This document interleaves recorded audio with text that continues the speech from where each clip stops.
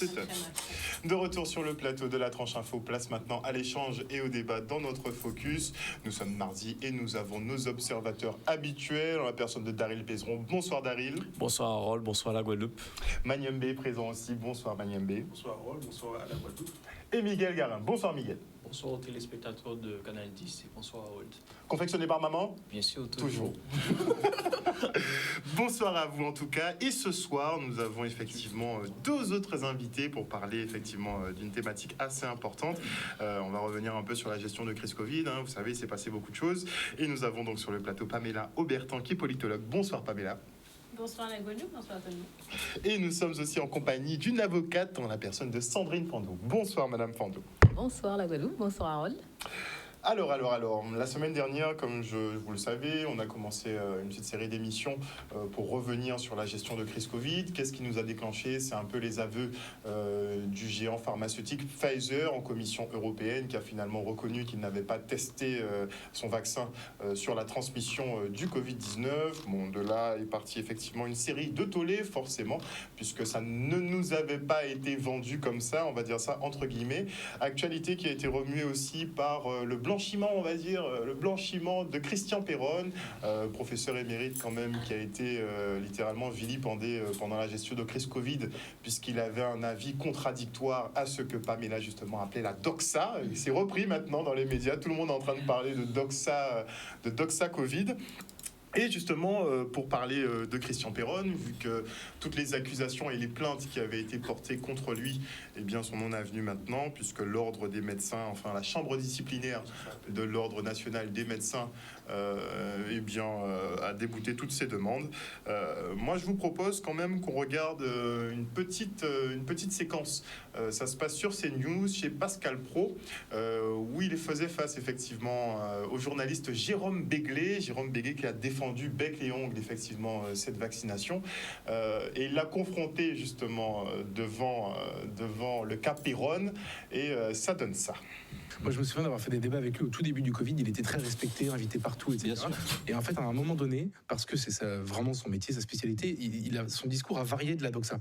Et en fait, ça prouve, je ne sais pas qui a raison, qui a tort, moi je ne suis pas du tout spécialiste de ça, mais ça prouve que sur ce sujet du Covid, pendant le confinement et pendant les mois qui ont suivi, il y a eu vraiment une doxa, un peu comme dans les dictatures, il ne fallait pas en dévier. Et si vous disiez, il y a eu des trucs, moi c'est surtout sur le plan médiatique que ça m'a frappé.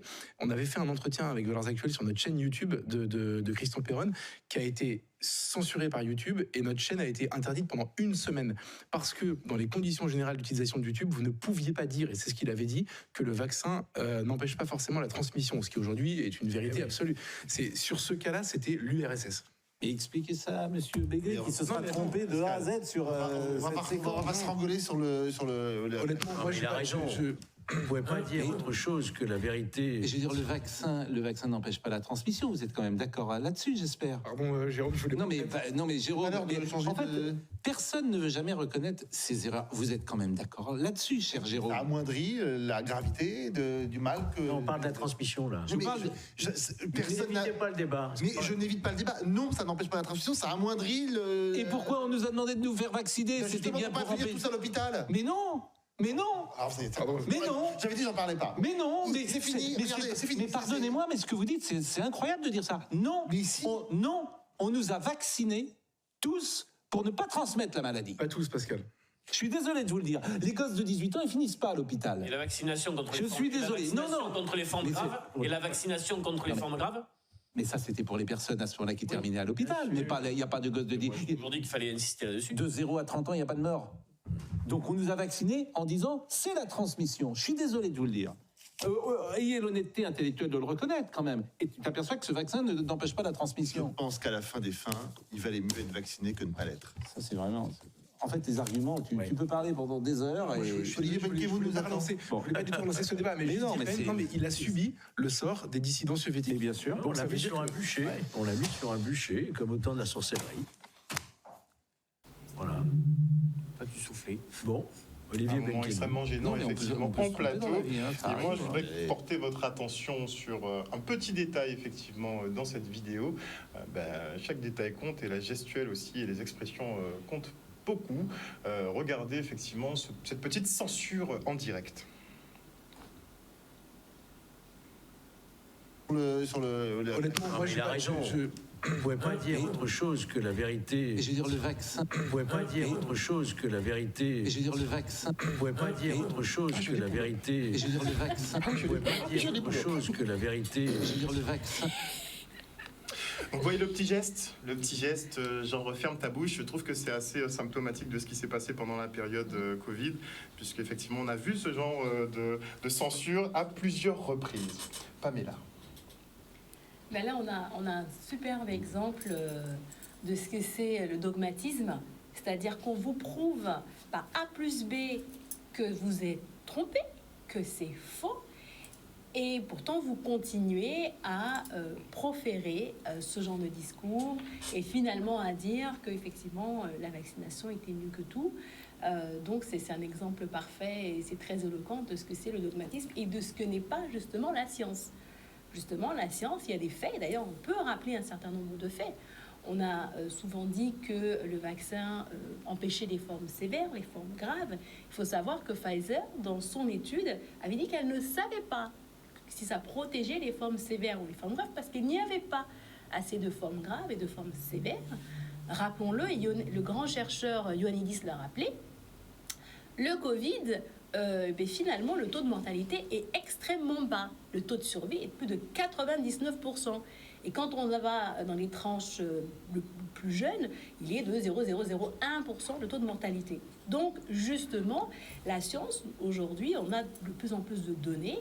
On sait que le vaccin n'empêche pas la transmission. Pfizer l'avait dit, ne protège pas des formes sévères. Et d'ailleurs, aujourd'hui, on sait, par exemple, dans les hospitalisations, 79% de vaccinés représentent 83,4% des hospitalisations en France et 79% des vaccinés représentent 83,1% de soins critiques. Donc aujourd'hui, on a les données. Et aujourd'hui, on sait aussi qu'on ne savait pas. Pfizer l'avait dit. Pfizer l'avait dit, je ne sais pas combien de temps va durer la protection. Et d'ailleurs, maintenant, on sait, grâce à un procès qui a eu aux États-Unis, que Pfizer savait, dès décembre 2020, qu'au bout de 3 mois, les anticorps chutaient et il préparait son booster. Et donc, malgré tout ce qu'on sait, on a ce monsieur qui illustre ça, mais on voit bien le gouvernement qui continue à faire sa promotion. On n'est plus à la 2e dose, on est des fois à la 4e, 5e injection d'un produit qui ne fonctionne pas. Et ça, c'est le dogme. Ça ne fonctionne pas, mais on continue. C'est une croyance, voilà. Mais cette croyance a été éditée comme la règle. Tout à fait. Il l'est un peu toujours d'ailleurs. Et c'est là qu'on va vers des régimes où plusieurs auteurs d'ailleurs ont dénoncé les dérives totalitaires. Parce que justement, dans les régimes totalitaires, pour que ça puisse fonctionner, il faut continuer à faire la propagande pour susciter l'adhésion des foules. Donc, on fait de la propagande par le biais des médias, par le biais de l'éducation, par le biais de la publicité, par le marketing, par toutes sortes de messages pour que la population soutienne le régime. Et le souci, c'est que quand l'édifice s'effondre et qu'il y a des brèches, eh bien là, la population peut remettre en question cette dérive totalitaire du régime. La population remet en question, puisqu'on sent effectivement que le vent a un peu tourné, comme on dit, mais comme on peut le voir avec le cas de Jérôme Béglé, ils s'entêtent effectivement dans cet argumentaire. Ils n'ont pas l'air de vouloir changer. Idem pour le gouvernement français qui n'a pas l'air de fléchir sur l'efficacité du vaccin. Oui, on voit bien que les publicités qu'on voit encore dans les médias, justement, permet de dire la seule option possible, c'est le vaccin, que le vaccin vous protège. Il est bon de rappeler que plusieurs pays ont choisi une autre voie. Par exemple, le Mexique avait choisi l'ivermectine, ce qui a un intérêt puisque ça permet justement d'empêcher que le virus entre dans la cellule. Et la ville de Mexico, en appliquant les protocoles de soins avec l'ivermectine, avait réduit de 75% le taux d'hospitalisation. En Afrique, on a eu aussi d'autres cocktails avec l'azithromycine, avec la fameuse chloroquine. Les pays en voie de développement ont choisi des médicaments qu'ils connaissent depuis 50 ans et qui ne sont pas chers et où il y a un suivi et peu d'effets indésirables. À l'inverse, les pays occidentaux ont choisi des médicaments extrêmement nouveaux, avec des technologies extrêmement hasardeuses, avec des études, je rappelle, qu'il n'y a pas d'études sur la génotoxicité de ce vaccin. Ça veut dire qu'on ne sait pas les effets que ça pourra entraîner sur le long terme pour les générations suivantes. On ne sait pas si ça peut entraîner des cancers. Or, nous avons vacciné énormément d'adolescents. Parce que ce n'était pas ce qui était dans le discours, effectivement, puisqu'on nous disait qu'il n'y aurait pas d'effets secondaires sur le long terme, que lors d'une vaccination, ce serait des effets à très court terme, mais que passé un certain délai, il n'y aurait aucun effet. C'est ce qui avait été annoncé. Alors, le souci, c'est là qu'on voit qu'il y a une corruption du langage, une corruption des institutions et des mœurs. C'est que les effets secondaires, généralement, se développent au bout de 2 à 4 ans. C'est bien pour ça que ça prend 10 à 12 ans pour faire un vaccin, pour étudier ces effets secondaires. De la même façon, on vaccine des femmes enceintes. Or, Pfizer le disait au début, à page 68 de son étude, qu'il n'avait pas testé sur les femmes enceintes, qu'il n'avait pas testé sur les personnes immunodéprimées. Pourtant, on a vacciné les personnes immunodéprimées. Qu'il n'était pas sûr que ça fonctionnait pour les personnes de plus de 75 ans, puisque ces personnes-là, elles ont toujours des réponses très faibles à la vaccination, et pourtant, on les a mis en priorité. Donc, on voit bien qu'on a été face à une véritable, c'est Ariane Millerand qui disait, une véritable corruption des mœurs, du langage, des institutions, pour un produit extrêmement expérimental, alors qu'on aurait pu traiter, et pour une maladie dont le taux de survie est plus de 99% quand on est infecté. Ça n'a guère été mis en avant pendant la période de crise. C'était plutôt... moi, j'avais le sentiment que j'allais mourir. J'avais le sentiment même que tout le monde allait mourir. Et vous, à ce moment-là, au pic de la crise? Moi, après, je ne suis pas forcément le bon cobaye parce que je ne regarde pas la télé. Donc, je ne sais pas trop ce qui se passe. Mais après, effectivement, dès lors que j'allumais pour regarder, il y avait ce sentiment, ce narratif, en fait, de la peur qui était constamment mis en avant, et que tout le monde décédait, tout le monde mourait. On avait même l'impression que c'était un film qui était réel. Voilà, quoi. Donc c'est ça. Mais pour revenir à M. Piron et au sujet, je pense que aujourd'hui, on est dans un système global où il faut pouvoir faire passer un certain nombre d'informations, et l'État se retrouve comme étant, si vous voulez, jugé parti. C'est-à-dire l'État vous dit, est-ce que c'est une fake news, est-ce que c'est une mauvaise news ou pas, tout en sachant que l'État a des intérêts aujourd'hui qui sont autres que celui de la population. Lorsque l'État reçoit le président de Pfizer, enfin, le président Macron reçoit le président de Pfizer à l'Élysée sans qu'il puisse montrer sa carte d'identité ou autre, lorsque le président de BlackRock vient à l'Élysée, c'est là où on n'est plus dans l'intérêt forcément de l'État. Là, c'est des intérêts privés qu'on veut mettre dans l'intérêt public. Donc, il y a eu aussi l'affaire McKinsey, on a bien vu. Donc, je pense que c'est ça, en fait, qu'il faut comprendre, et que pour moi, je le répète encore une fois, comme je l'ai toujours dit sur le plateau, le vaccin, pour moi, c'est juste le cheval de Troie pour que l'État puisse contrôler votre corps. Parce que si l'État vous dit le vaccin, il est obligatoire. C'est-à-dire qu'en fait, l'État vous dit ce que vous devez mettre en vous. Et je pense qu'aujourd'hui, même avec la crise énergétique, on voit bien que maintenant, on veut vous dire à quel moment arrêter le chauffage, à quel moment arrêter la boxe, à quel moment mettre votre réfrigérateur l'allumer. C'est-à-dire que c'est une forme de contrôle de la masse qu'ils veulent mettre en place. Et pour eux, dès lors qu'il y a une possibilité et une aubaine qui s'appelait à l'époque le coronavirus ou le Covid, ils l'ont utilisé. Mais concrètement, c'était juste l'instrument de l'État pour pouvoir faire passer tout ce qu'ils avaient envie de faire. Et en plus, on a bien vu, ils avaient été à Davos 2 ans avant. 2 ans avant, à Davos, ils avaient dit qu'il allait y avoir une crise mondiale. Une crise mondiale. Mondiale d'ailleurs. Voilà. Donc, comment ils font, comment on sait. On a même vu maintenant qu'apparemment, on sait qu'il y a créé le Covid, il y a plein de choses qui sont sorties. Donc on voit bien qu'effectivement, que tout ça, c'est juste, pour moi, c'est juste un grand narratif qui permet à certaines personnes de fonctionner, de boire et de manger, un système de continuer, un système qui va droit dans le mur, avec que des pays endettés, que des faux médecins qui donnent des avis, parce que je rappelle que M. Raoult, on peut dire que c'est le Lionel Messi de ce domaine. Et quand je vois que des médecins qui ont à peine tout le respect que je peux le plus les médecins pour leur diplôme, hein, je ne suis pas médecin, mais quand on voit qu'on critique le Lionel Messi de ce domaine avec des personnes qui ont quelques patients de 75 ans qui ont des grippes et qui viennent attaquer, moi je pense qu'il faut tout remettre en cause et bien comprendre, et puis faire comprendre à la population qu'on est dans un système global où l'État veut juste manipuler votre cerveau et manipuler la masse. Et le Covid était juste le moyen pour le faire, c'était extrêmement facile. Voilà. D'accord avec ça? Cheval de Troie. Pamela, justement, nous avez parlé du concept de la fenêtre d'Overton pour pouvoir faire accepter effectivement des idées un peu folles. On est passé carrément à travers, en fait. En fait, moi je pense qu'il faut revenir aussi aux bases. Il y a eu beaucoup d'incohérences pendant cette crise. Là, j'entends parler effectivement du gouvernement, du plan, etc., du plan qu'aurait le gouvernement de manipulation. Mais il faut juste revenir à des petites incohérences.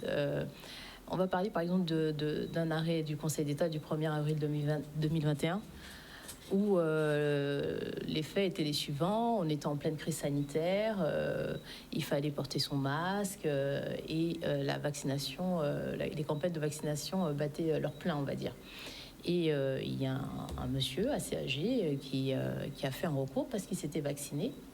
Et comme la propagande était claire, enfin la propagande, les campagnes étaient claires, vaccinez-vous, on est tous protégés, etc. Tous vaccinés, tous protégés. Tous vaccinés, tous protégés.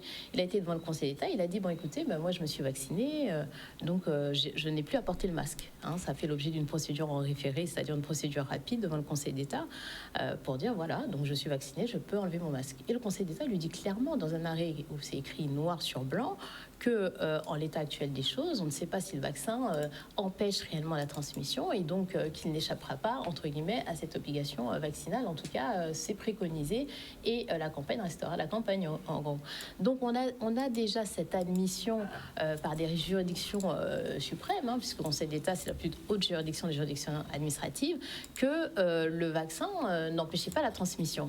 Et voilà tout le paradoxe en fait. Ce qu'on est en train de dire maintenant, et ce qu'on disait avec Pamela, c'est que cette affirmation que le vaccin ne transmet, ne garantit pas la non-transmission du Covid, on le savait depuis le départ. C'est pas une donnée qui est nouvelle aujourd'hui.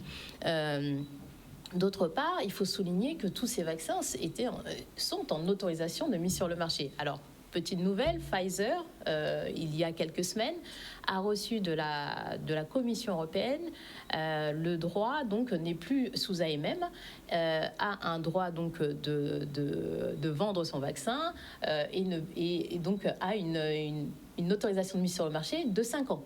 Ça, faut le savoir. Donc, on est en train... Je voudrais aussi remettre les choses aussi à leur place, parce qu'on parle tous du Covid comme si c'était passé. Vous voyez, maintenant, on dénonce que c'est pas transmissible, etc. Je vous signale quand même qu'il y a même pas quelques jours, Pfizer a reçu l'autorisation de vacciner les enfants, les bébés de 6 mois. Et qu'aujourd'hui, on a aussi des autorités qui sont en train de préconiser des boosters pour l'hiver, en tout cas, qui va commencer en France. Donc, on est toujours dans une situation où on n'a pas fini avec le vaccin. La preuve aussi, c'est, on a parlé du professeur Perron.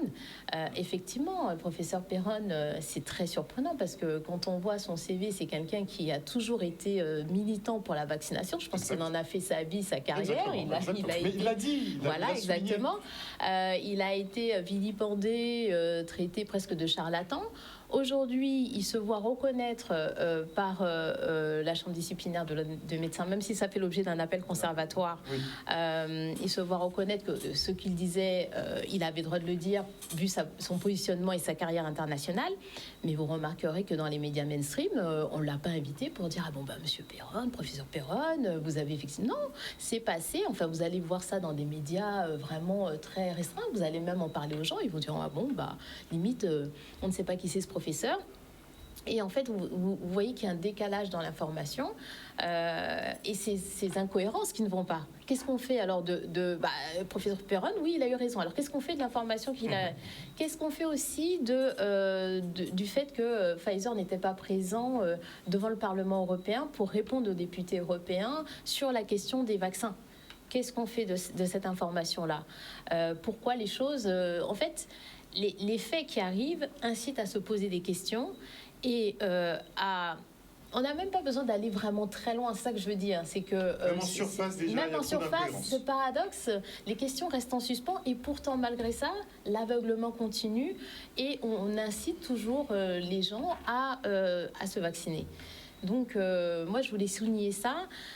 D'un point de vue juridique aussi, on a eu beaucoup comment dire, un paradoxe avec le fait que les principes fondamentaux n'ont pas été respectés parce que on n'a pas, si vous voulez, les campagnes de vaccination étaient telles qu'elles ne permettaient pas aux personnes de pouvoir donner leur consentement, d'avoir un consentement libre et éclairé, donc d'être conscient de quoi, vers quoi elles s'engageaient, à quoi elles s'engageaient en se faisant vacciner. On a eu des témoignages qui ont fait beaucoup de bruit, notamment, moi je pense au témoignage de Priscilla Dauphren qui a témoigné en télévision pour dire qu'elle avait été victime des effets indésirables et que ça la mettait dans une position où on vous demande en même temps de vous faire vacciner. Si vous souffrez d'effets indésirables, il faut qu'ils soient reconnus dans une liste prédéterminée à l'avance, ce qui est exceptionnel. En général, vous n'avez pas des listes comme ça d'effets indésirables. Là, vous n'avez que 4 ou 5 effets indésirables qui vous permettent de ne pas être vacciné. Donc, on est dans ces paradoxes-là et les questions restent aujourd'hui de que fait-on de toutes ces informations ? Et je finirai par un point. J'avais été saisie par plusieurs associations, dont le CSPCC, le Conseil scientifique pluridisciplinaire Caraïbes, pour faire justement demander à l'ARS, sous la forme d'une sommation, mais écoutez, vous dites, votre campagne, c'est tous vaccinés, tous protégés. Nous avons des éléments qui semblent démontrer que le vaccin n'empêche pas la transmission. Est-ce que vous pouvez répondre ? Et le Conseil scientifique, avec ses associations, avait fait un travail de recherche formidable en mettant toutes les études, etc., qui démontraient qu'effectivement, il n'y avait pas eu d'études sur la transmission. Et écoutez, ça a été une fin de non-recevoir. L'ARS ne répond pas. Alors, voilà, les questions sont là. Voilà, donc vous faites vacciner, oui. On vous dit qu'il va falloir continuer à l'être, puisque l'obligation pour les soignants n'est pas retirée. Et puis que ça atteint les plus jeunes maintenant.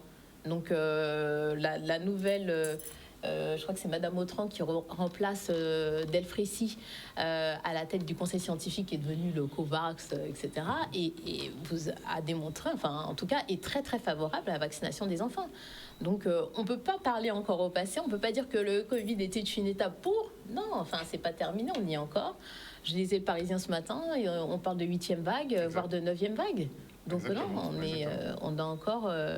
Mais justement, sur l'aspect juridique, beaucoup ont été surpris. Vous parlez de droits fondamentaux qui n'ont pas été respectés. Donc il n'y a plus de justice en France, concrètement. C'est pas... Alors, disons que... je dis que les juridictions se sont retrouvées avec un phénomène, un événement inédit à gérer. Un événement qui est venu en fait bousculer toutes les réglementations. Parce que la France, comme d'autres pays, se sont mis sous un système d'état d'urgence. L'état d'urgence bouscule tout. Le Parlement n'a presque plus de pouvoir. Tout est décidé de manière réglementaire. Moi, je me souviens que j'avais fait, même pendant les fortes périodes de Covid, une rétrospective en fait, sur tous les arrêtés pris par le préfet, qui étaient pris successivement, où il disait faut sortir à 18h, à 5h, puis après à 19h, etc., etc. Et bien, écoutez, pendant la crise sanitaire, on était à plus d'une trentaine d'arrêtés préfectoraux par mois. Ce qui est énorme. On en avait un tous les 2 jours quasiment. Donc, ou presque des fois 2 par jour. Donc, si vous voulez, cette inflation législative était juste indigeste. Ensuite, les gens ne se retrouvent pas dans leurs droits, on ne sait pas, c'est bousculé, on se sert de l'urgence pour faire passer des choses qui sont un peu inadmissibles. Je vous rappelle quand même qu'on avait pris la décision il fallait manger assis, ne plus manger dans les salles de cinéma, boire son café assis ou debout, enfin bref. Mais on en rigole aujourd'hui, mais ça a fait quand même l'objet d'arrêter et vous étiez susceptible de prendre une amende parce que vous aviez pris votre café debout. Enfin, donc il y a des choses quand même qui ont dépassé l'entendement. Vous aviez dansé en boîte de nuit. Et puis aussi, pour priver les gens, oui, effectivement, il y avait eu ce passage-là. Fallait plus danser en boîte de nuit. Non, c'est vrai, fallait plus danser en boîte de nuit. La plage aussi, la plage, Je me rappelle, j'étais allé en boîte de nuit, ils avaient fermé la boîte de nuit parce qu'il y avait des gens qui dansaient. Et cette profusion, législative, si vous voulez, elle a même empêché les recours. Parce que quand vous avez un arrêté qui sort tous les 2 jours, le temps que vous attaquiez le premier, mais il y en a un deuxième qui est ressorti, Et puis l'un après l'autre. Donc vous pouviez même pas attaquer les arrêtés en fait, pour les personnes concernées. Voilà. Donc en fait, la justice ne pouvait juste pas fonctionner. Tellement vous étiez accablé effectivement par... Déjà, il y avait ce problème d'accès au droit dû à l'inflation législative, mais il y a aussi le fait que le Covid a été présenté, je ne sais pas si vous vous souvenez, de l'époque de panique, etc. Donc en fait, cette urgence et cette protection de la population justifiait que justement les droits fondamentaux des personnes, les libertés les plus fondamentales soient bafouées. On vous a placé en confinement pendant plusieurs semaines parce que justement, à cause pour une crise sanitaire, où on pensait qu'on vous a fait laver vos courses, on vous a fait changer, on vous a fait porter des masques de manière obligatoire quand il y en a eu, je signale, quand il y en a eu. Malheureusement, quand vous regardez la législation, les masques sont devenus obligatoires quand la France a pu en avoir. Sinon, vous n'aviez pas le droit d'avoir des masques. Vous pouviez même demander à votre formation, vous disiez, ah non, vous n'avez pas le droit d'en avoir. Il y avait du trafic de masques, il y a des gens qui se passaient des masques dans des enveloppes. Donc, tellement c'était pas genre légal. Donc on est arrivé sur ce paradoxe-là où maintenant les juridictions entre droits fondamentaux et crise sanitaire ont plutôt choisi crise sanitaire que droits fondamentaux malheureusement. Mais là on est sorti de l'état d'urgence. Donc techniquement on est censé être revenu à la normale. Oui, alors on est sorti de l'état d'urgence certes. Mais la loi du 5 août, par exemple, 2021 n'a pas été abrogée, de telle façon que les soignants se retrouvent de toute façon toujours de manière incompréhensible. D'ailleurs, je tiens quand même à souligner de manière incompréhensible, puisque si on sait que c'est fermement établi depuis le départ que le vaccin n'empêche pas la transmission, c'est difficile d'entendre qu'il soit toujours suspendu. Alors je dis c'est d'autant plus difficile d'entendre qu'il soit suspendu qu'il y a un paradoxe énorme. C'est-à-dire que dès que le soignant attrape le Covid, il bénéficie d'un certificat de rétablissement qui lui permet d'aller travailler. Donc vous êtes dans un paradoxe total. Donc il faut qu'il ait le Covid pour pouvoir aller travailler. Je le souligne quand même. Oui. Donc ce paradoxe est juste incompréhensible. C'est pour ça que je vous parle d'incohérence. Maintenant, on peut avoir l'opinion qu'on veut, mais les incohérences peuvent amener à s'interroger sur... Il y a beaucoup d'incohérences et ça n'a pas choqué, forcément. Ça n'a pas choqué tout le monde. Ça choque à certains moments. C'est un choix. Alors, tu as un choix, tu as pris un choix, tu as voulu garder le cap jusqu'au bout, ça reste, et tu te dis, vu toutes les étapes qui ont été effectuées avec ce choix-là, revenir en arrière, ce serait pire que d'accepter cette incohérence, quoi. C'est un peu et là, on va revenir un peu sur le nazisme. Lorsqu'on envoyait les Juifs justement se faire gazer et tout, il y avait justement toutes les étapes qui ont été faites, la population était consentante, le gouvernement était consentant. On disait qu'au moment, il n'y a pas de parallèle à faire avec ce qui s'est passé en Allemagne et ce qui est établi aujourd'hui, mais c'est exactement la même chose, c'est-à-dire on manipule les informations, on fait passer comme étant quelque chose d'essentiel, d'acceptable, et voilà, on passe ça sous la trappe, et oui, c'est tout à fait normal. Et après, on me dit la justice et tout, mais la justice est établie sur celui qui a le pouvoir. On est bien là en train de discuter et tout, mais je sais qu'actuellement, les infirmiers et tout, il y a beaucoup de personnes qui sont sans emploi, il y a beaucoup de personnes qui ont reçu des amendes, comme Madame l'a si bien dit, il y a beaucoup de personnes qui ont eu un malaise psychologique avec tout ce qui s'est passé, mais on est assis sous cette table à en parler, mais au final, le gouvernement, lui... ni chaud ni froid, ils ont fait ce qu'ils avaient à faire et malheureusement le système est fait qu'à aucun moment il y aura des répercussions sur leur tête. À moins que voilà, tu nous diras, je sais pas, il y a une époque où il y avait une guillotine qui était mise à disposition, mais sinon là David est radical. non mais sérieusement, mais soyons concrets, je sais pertinemment que ce gouvernement repartira avec ses valises tranquillement comme c'est de rien n'était, et tous ceux qui ont souffert vis-à-vis de ce mouvement, ils devront se débrouiller avec leur force de leurs bras et de leur tête. Mais déjà, les personnes qui ont des effets secondaires du vaccin déjà doivent se débrouiller. Oui. On en a reçu, je le dis, puisqu'ils ont formé une petite association quand même, puisqu'il n'y avait pas de prise en charge. Par contre, quand tu as des effets secondaires, il n'y a pas de prise en charge et donc ils sont un peu laissés pour compte. Miguel. Je disais d'un point de vue scientifique, on va essayer de prendre ça comme ça. Comme on a toujours dit au début, un vaccin, c'est sûr que c'est intéressant parce que ça apporte une certaine forme d'immunité. Après, c'est vrai que maintenant, on est dans une ère, quand je dis maintenant, c'est plus... enfin bon, on va dire ces dernières années, enfin ces derniers siècles, on est dans une ère où c'est la science qui s'allie en fait avec la politique. Voilà. Alors qu'avant, c'est plus la religion et la politique. Voilà, avant on était c'est la plus science, du clérogé et la politique. Et l'idée est la suivante, c'est que là, on va se retrouver avec une population qui n'aura plus foi en la science, alors que la science, c'est quelque chose d'intéressant parce que en fait, ça nous permet de ne pas croire en une chose de façon absolue. On peut se dire que, bon, on a trouvé des résultats montrant que ceci est vrai, on a trouvé d'autres résultats montrant que ceci est faux. Donc on a deux articles, imaginons deux articles scientifiques, et la population normalement peut se faire son propre avis, se dire que mes valeurs sont celles-ci, donc je me vaccine, mes valeurs sont celles-là, donc je ne me vaccine pas. Et en rajoutant en fait le gouvernement dedans, tout simplement, le gouvernement a décidé qu'on se vaccine. Il y aura un camp. Voilà, on se vaccine. Effectivement. Le pire à c'est aussi une stratégie de manipulation.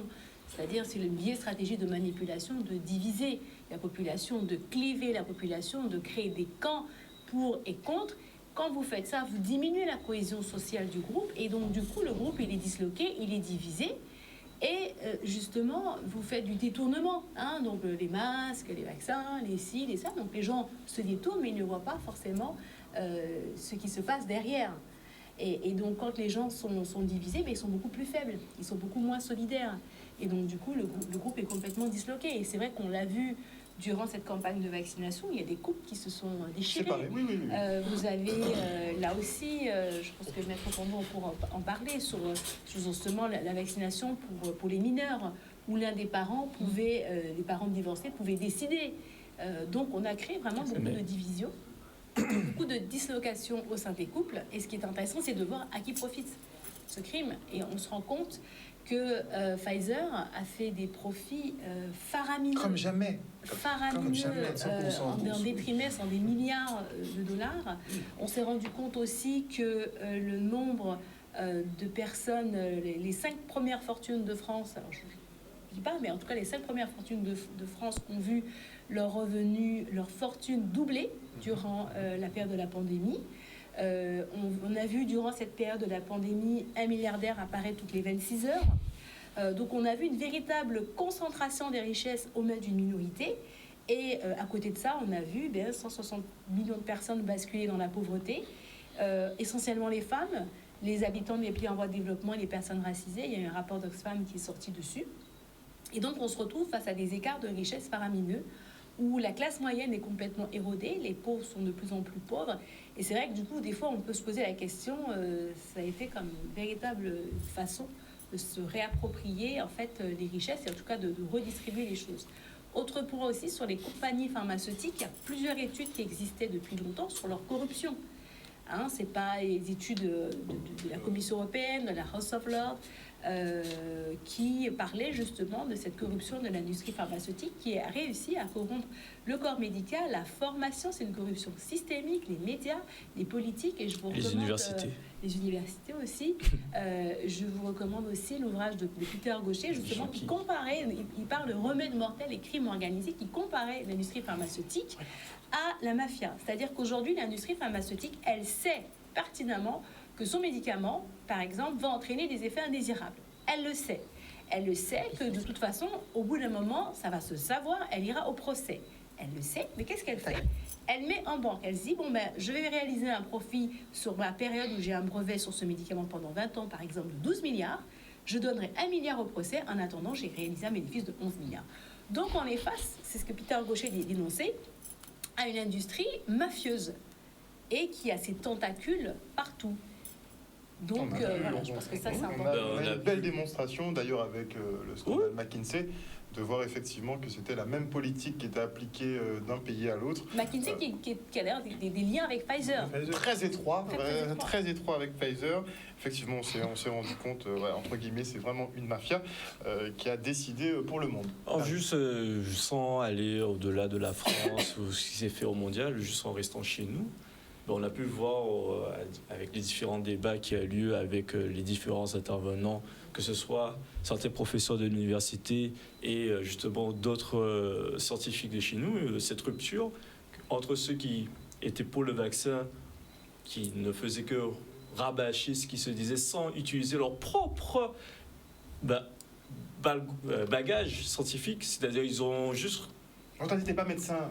Ils ont clôlé des bancs en disant t'es pas médecin, t'as pas... Oui, t'es pas médecin, etc. Alors qu'il y en a qui ont fait l'effort justement d'utiliser leur savoir qu'ils ont acquis au sein du banc de l'université pour approuver leur thèse, etc. Comme quoi, oui, tout n'avait pas été fait convenablement. Et derrière ça, il y en a qui, parce que le gouvernement a dit, les gars, il faut vous dire absolument ceci, cela. Je dis bien ça chez nous, sur notre territoire. Et je pense que les archives le montreront bien. Qui étaient les têtes qui étaient présentes se contentait juste de recopier ce qui était dit. Et là, je me dis, c'est là où ça montre à quel point on ne fait pas de preuve, si vous voulez, d'esprit critique.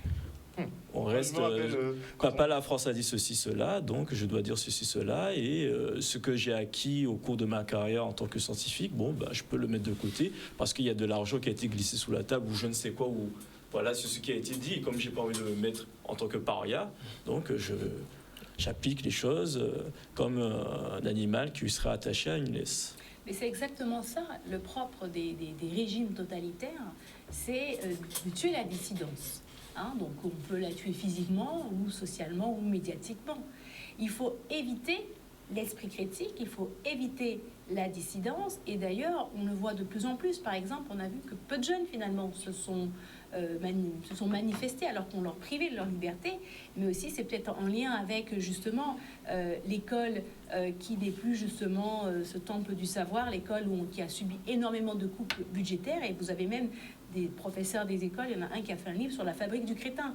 C'est-à-dire que beaucoup de gens sortent de l'école sans savoir lire, sans esprit critique. On a retiré énormément de matières, on diminue des matières comme la philosophie, comme toutes les matières de sciences sociales qui permettent justement de former la pensée, d'avoir cet esprit critique. On les retire. Donc du coup, vous avez des gens qui ont de moins en moins d'esprit critique. Et si vous regardez dans les médias, les gens sont rivés aux écrans. Quand vous regardez dans les médias, vous n'entendez pas ces esprits critiques-là. Et de la même façon, quand vous regardez dans les médias, c'est d'autant plus puissant que quand vous regardez un écran, votre cerveau se met en mode passif. C'est pas la même chose quand vous lisez un journal ou un livre.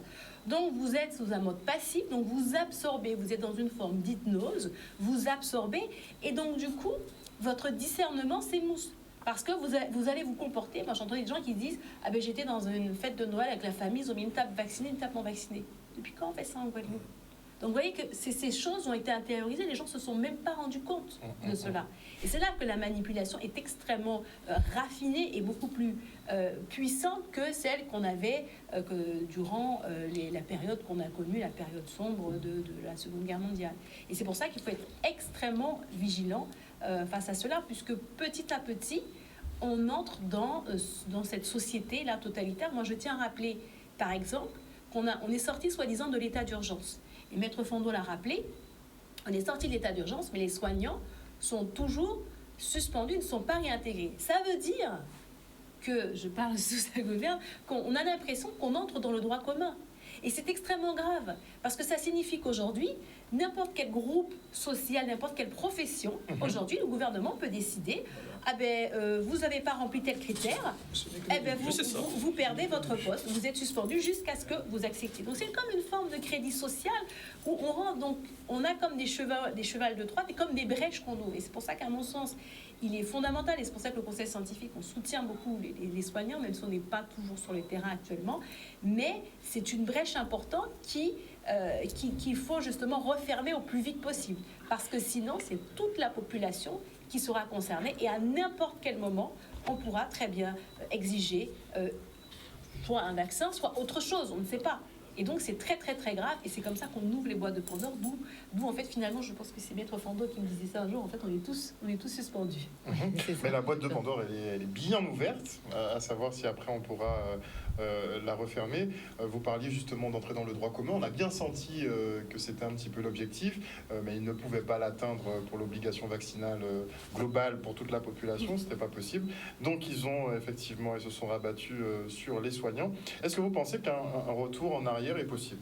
Un retour à la normale, est-ce que c'est possible concrètement ? Est-ce que cette loi pourrait être défaite ?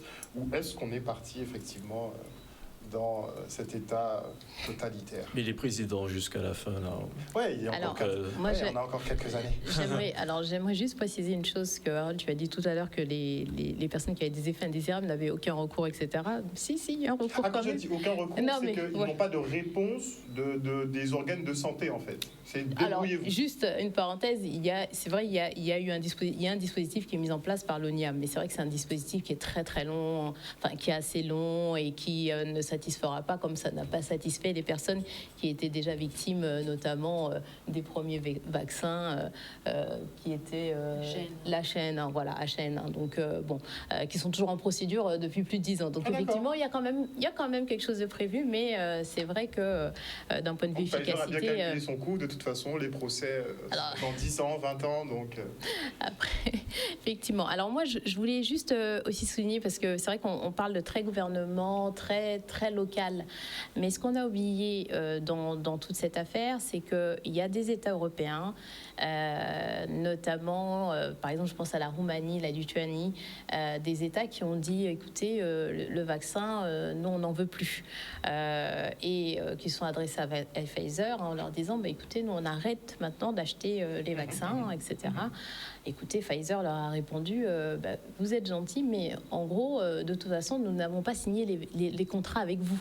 Nous les avons signés avec la Commission européenne. D'accord. Ce qui fait que si vous voyez un petit peu le schéma par lequel les vaccins sont arrivés à nous, je veux dire, on peut s'en prendre au gouvernement peut-être et couper des têtes, voilà, mais vous allez commencer déjà peut-être par aller un peu plus loin, puisque c'est aujourd'hui l'Europe qui décide.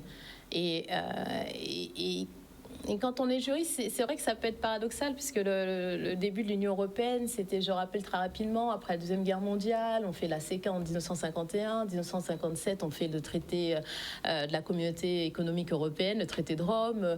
On a une ambition de pouvoir réunir les pays. Au fur et à mesure, les pays s'agrègent entre eux. Aujourd'hui, il y a plus de 25 États.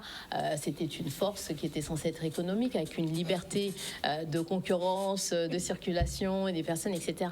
Donc les personnes, c'est vrai, attendaient non pas d'être une fédération, mais chaque État devait être respecté dans je veux dire, sa différence. Aujourd'hui, on constate que, et la présidente de la Commission européenne, Madame von der Leyen, a été beaucoup critiquée par rapport à cette, comment dire, à cet obscurantisme, enfin à cette, comment dire, aux tractations un petit peu troubles qu'il y a eu avec le directeur notamment de Pfizer.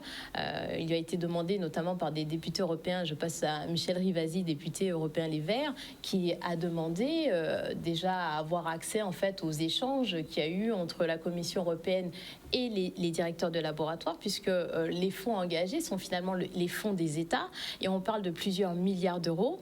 Ça peut être, voilà, c'est très paradoxal aussi de ne pas avoir de lumière sur la façon dont ont été faits ces traités, ces contrats, et quand on leur a soumis les contrats, il y a plusieurs députés qui l'ont dit, et on a pu même avoir les contrats sous les yeux. Il y a eu ce qu'on appelle des passages qui ont été caviardés, c'est-à-dire des passages clairement où vous ne voyez rien, ça a été caché, des pages, voilà. Alors notamment sur les prix, au départ, on ne sait pas ce qui a été conclu, on ne sait pas combien de temps, on ne sait pas, voilà. La seule chose qu'on sait, c'est qu'au niveau des responsabilités, étant donné l'urgence de la production des vaccins, les laboratoires ont reporté, si vous voulez, leurs responsabilités sur les États. Donc eux n'ont pas cette responsabilité, ça c'est important. Je pense qu'on l'a pas. Ils sont exonérés de toute responsabilité.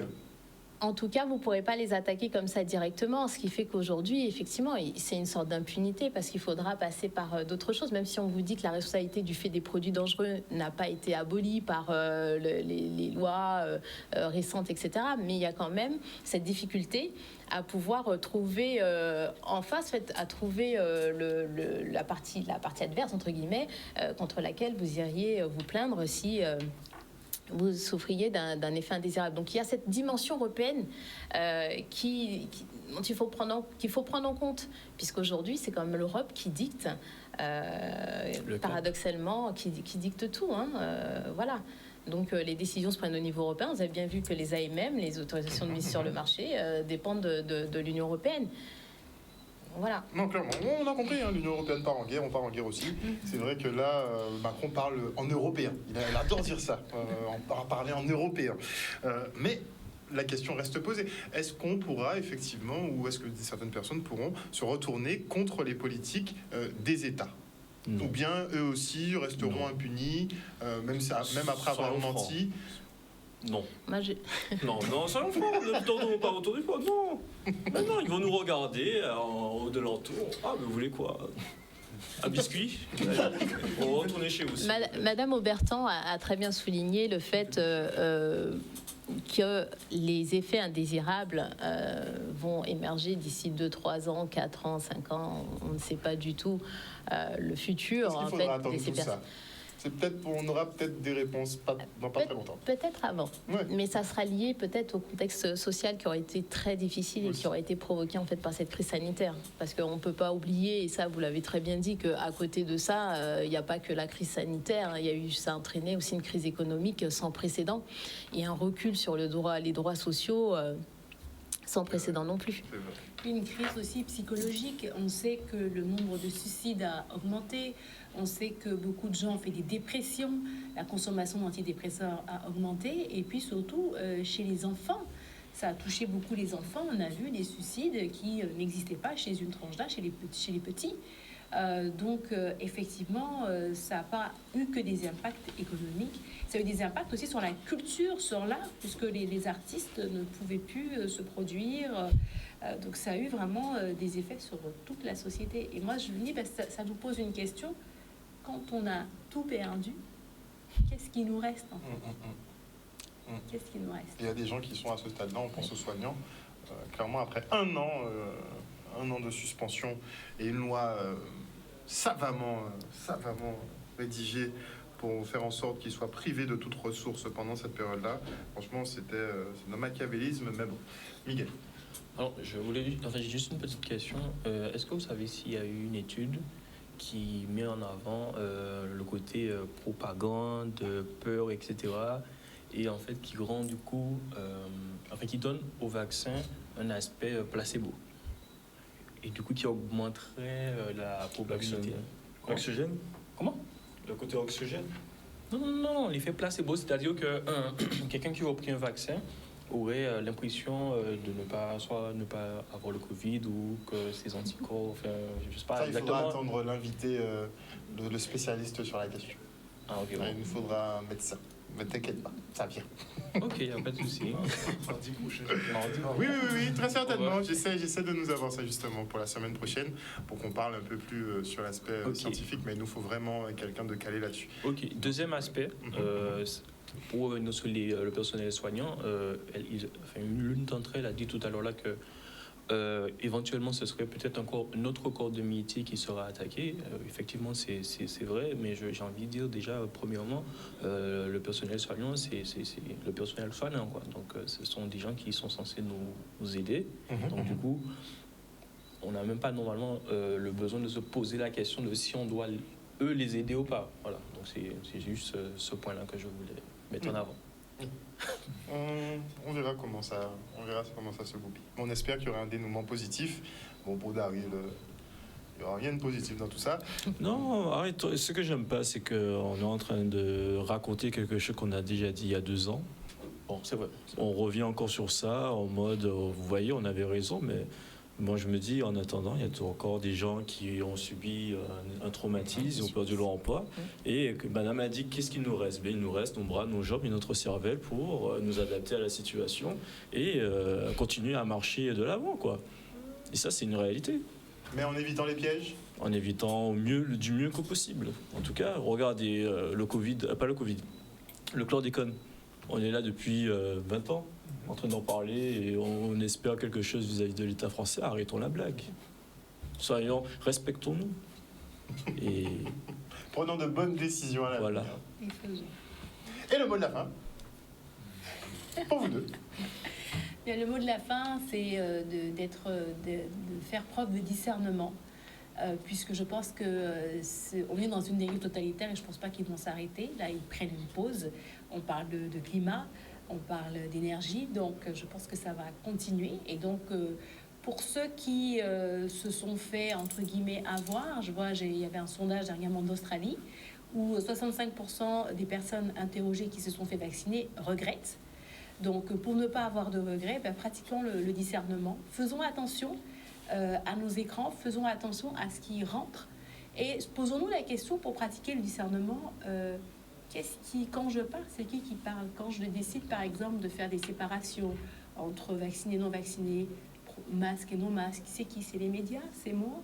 Donc vraiment de faire attention, de ne pas se laisser manipuler par les émotions, par la peur, Surtout la peur. par l'anxiété, mais vraiment de faire confiance, de se faire confiance et de se recentrer. Je pense que si c'est une opportunité pour nous, à travers cette crise, d'aller chercher aussi la meilleure version de nous-mêmes. Madame Moi, je dirais, ne renoncez pas à vos droits fondamentaux. Votre liberté, c'est ce qu'il y a de plus précieux. Votre liberté de penser, votre liberté de réfléchir, votre liberté d'interagir avec l'autre. Tout le monde a subi cette crise. On parle beaucoup des soignants, mais tout le monde a eu un effet, Ça a traumatisé tout le monde. Tout le monde a été valescence, là. affecté par cette crise. Tout le monde. Il n'y a personne qui en a échappé. Moi, je dirais aussi développer la tolérance, qu'on soit vacciné, pas vacciné, qu'on porte toujours le masque, qu'on ne le porte pas. Essayons d'aller au-delà de ça, au-delà des clivages que les lois, malheureusement, essayent de nous faire subir. Et voilà, et surtout, restez libres dans vos têtes et dans vos actes. Merci beaucoup. Daryl Génervé, parle. Allez. Je le redis encore, notre liberté dépend que de celui qui est en pouvoir. Et cette période-là nous l'a bien prouvé. Donc celui qu'on met en pouvoir va décider du cap que l'ensemble de la population française devra accomplir. Si tu décides de l'obéir. Si je décide de l'obéir, mais sachant que nous avons des chiens de garde, je ne vais pas dire les gendarmes et les militaires, enfin bref, qui sont là pour appliquer ce que eux ils exigent. Donc je me dis, bon, c'est eux contre ce système. Et si je dis non, je dois prendre en compte aussi ce paramètre. Et ça, malheureusement, c'est pas tout le monde qui est prêt à atteindre cette étape-là. C'est une étape qui est possible, mais c'est pas tout le monde qui aura l'audace de le faire. Donc, on doit faire attention déjà à qui on met au pouvoir. Voilà. Déjà. Et comme je le dis tout le temps, la France a besoin de la Guadeloupe, mais pas des Guadeloupéens. Il faut prendre conscience de ça. Merci en tout cas à vous tous d'être venus sur ce plateau ce soir pour ce débat. Alors, on n'a pas pu faire notre petit instant hack. On va essayer de faire ça la semaine prochaine. Mais il faut parler comme ça. Une bonne soirée à vous sur Canal 10 Télévision. Vous retrouverez Yves Lys-Boisset pour que les choses soient dites. Et après, vous retrouverez donc Queen V pour sa nouvelle émission. Une bonne soirée à vous. Bisous, bisous tout le monde. Et n'oubliez pas, l'esprit critique, c'est important. Bisous.